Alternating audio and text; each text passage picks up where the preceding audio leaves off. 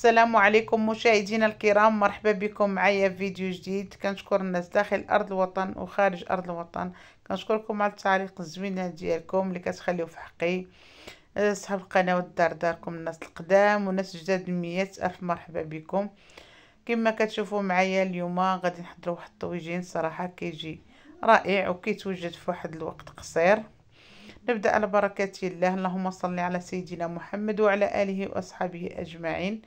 كما كتشوفوا معايا على الصوره هنا عندي واحد جوج بصلات مقطعين على شكل دوائر رقاق، وعندي التوابل، عندي الملحه، الابزار، الفلفله حمراء، الخرقوم، عندي الماء، عندي الزيت النباتيه وزيت الزيتون. وانا عندي كما كتشوفوا عندي هنا شويه اللحم مفروم او الكفته، ومع واحد جوج فصوص ديال الثومه مقطعين رقاق، وعندي واحد جوج معالق ديال القزبر ومعدنوس او الربيع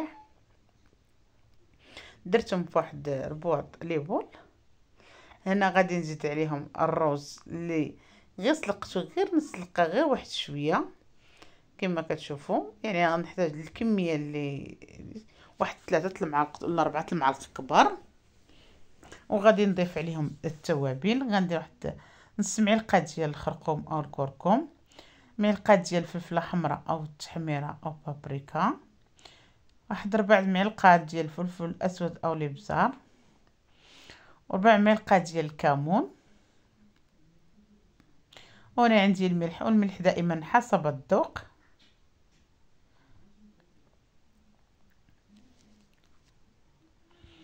انا من بعد ما درت دوك التوابل كاملين في ديك الكفته او اللحم مفروم،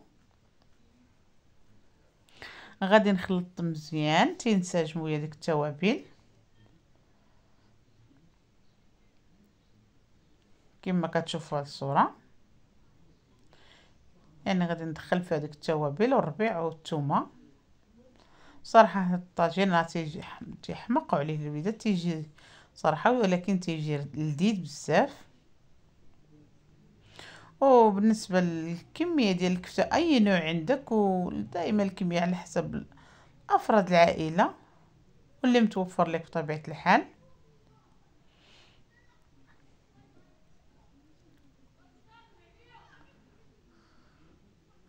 وغادي نستمر حتى غادي نخلطها مزيان وندخل داك الرز مع ديك الكفته باش ينسجموا مع بعضياتهم.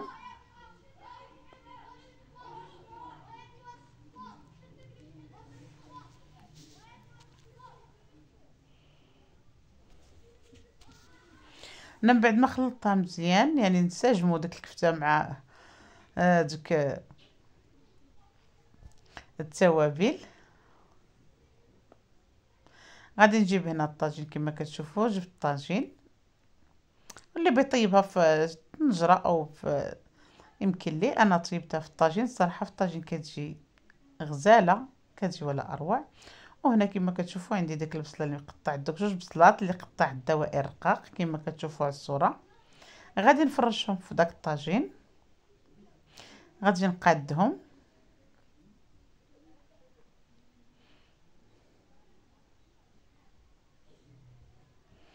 بعد ما قادت ديك البصله،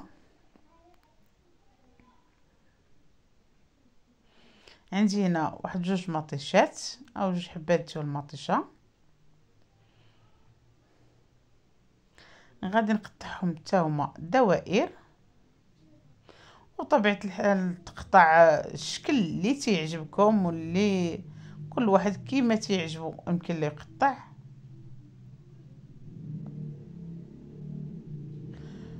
وغادي نستمر حتى غادي نكمل ديك مطيشه اللي عندي.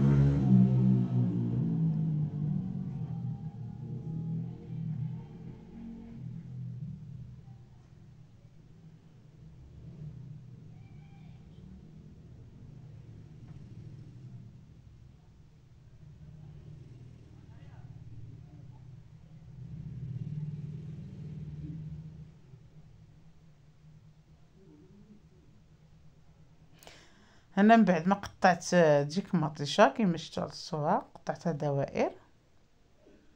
هنا عندي بطاطا يعني تاهي مقطعها رقيقه، بطاطا دوائر.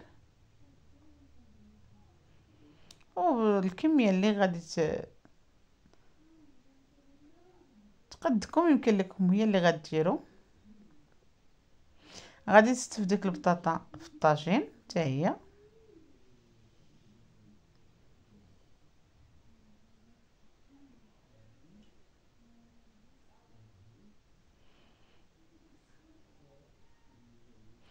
وغادي نستمر حتى غادي نكمل ديك البطاطا كامل اللي عندي اللي غادي تكفيني.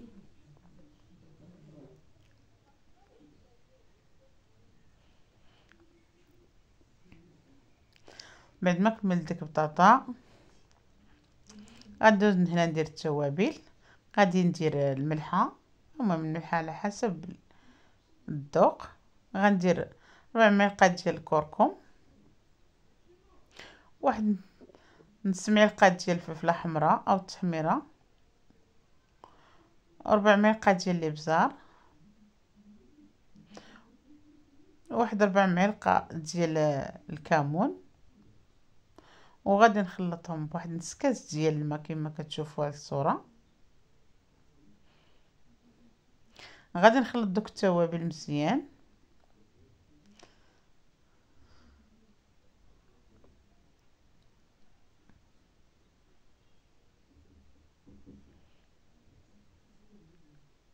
من بعد ما خلط دوك التوابل غادي نسقي بهم داك الطاجين كامل كما كتشوفوا، باش تجينا ديك البطاطا والمطيشه وديك الخضيره كامله تجينا متبله وتجينا بنينه. غادي حتى نكمل دوك التوابل اللي عندي.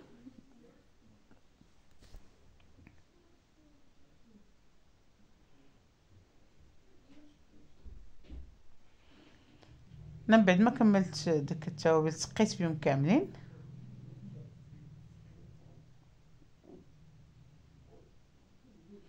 غادي ندوز نكور ديك الكفته كويرات، وبطبيعه الحال الكويرات الحجم اللي نتوما كيعجبكم وكتبغيوه تكون اما كبير او صغر من هذا او متوسط، نتوما الحاجه اللي كترغبوا فيها واللي كتعجبكم هي اللي يمكن لكم بطبيعه الحال اللي غادي ديروا. انا كورتهم على هذا الحجم هذا كما كتشوفوا، ما كبارش بزاف وما صغارش بزاف. وغادي نستمر على هذا الشكل حتى غادي نكمل. هنا كما كتشوفوا من بعد ما كملت دوك القويرات ديال الكفته ضفت عليهم هنا الزيتون خضر وواحد طريف ديال الحامض مصير. صراحه راه ما شاء الله الطاجين تيجي غزال.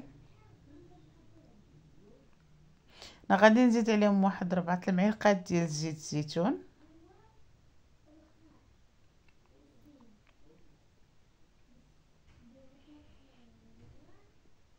وواحد 4 المعالق ديال الزيت النباتيه،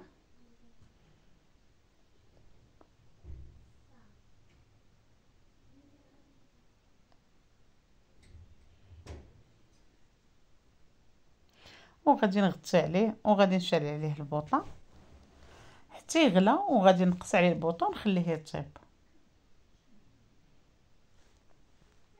هنا كما كتشوفوا راه ما شاء الله هنا راه يعني طاجين ولا اروع. اللهم اديمها نعمه واحفظها من الزوال. هنا كما كتشوفوا الطاجين طاب، زدت عليه واحد شويه ديال المعدنوس مقطع من الفوق كيعطيه واحد الصراحه واحد النسمه رائعه، والطوجين جا معلك رائع.